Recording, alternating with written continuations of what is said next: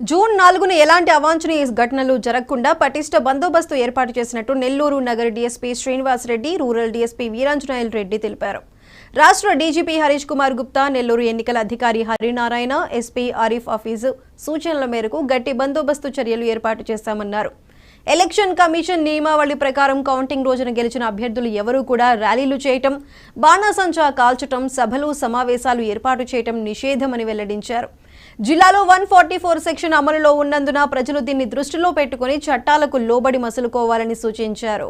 సభలు సమావేశాలు ఊరేగింపులు ఈ త్వరలో ఇటీవల జరిగిన ఎన్నికలకు సంబంధించి కౌంటింగ్ జరగబోతున్నందున పోలీస్ శాఖ తరఫున మేము తీసుకునే చర్యల గురించి వివరించడం గురించి ఈ ప్రెస్ మీట్ పెట్టాం. ఎలక్షన్ కమిషన్ వారి ఆదేశాల మేరకు, అదేవిధంగా గౌరవ జిల్లా కలెక్టర్ గారి ఆదేశాల మేరకు సెక్షన్ 144 సిఆర్పిసి అమల్లో ఉంది. అంతేకాకుండా జిల్లా ఎస్పీ గారి ఆదేశాల మేరకు సెక్షన్ 30 పోలీస్ యాక్ట్ కూడా అమల్లో ఉంది. దీని ప్రకారం నగరంలో కానీ రూరల్ ప్రాంతంలో కానీ ఎటువంటి సభలు సమావేశాలు ఊరేగింపులు జరపరాదు, నిషేధం. వీటికి ఎటువంటి అనుమతులు లేకుండా ఎవరైనా అటువంటి ఊరేగింపులు జరిపితే వారిపై చట్టరీత్యా చర్యలు తీసుకుంటాం.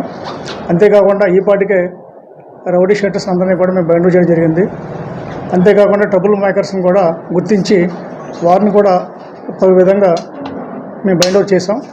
వీరంతా కూడా ఆ రోజు ఎటువంటి గొడవలకి పాల్పడకుండా ప్రశాంతంగా ఉండాలి. ఆ విధంగా లేని వ్యక్తుల పట్ల చట్టరీత్యా చర్యలు తీసుకుంటాం. అంతేకాకుండా కౌంటింగ్ రోజు నాడు నగరంలో రూరల్ ప్రాంతంలో కూడా పటిష్టమైన బందోబస్తు ఏర్పాటు చేయడం జరిగింది.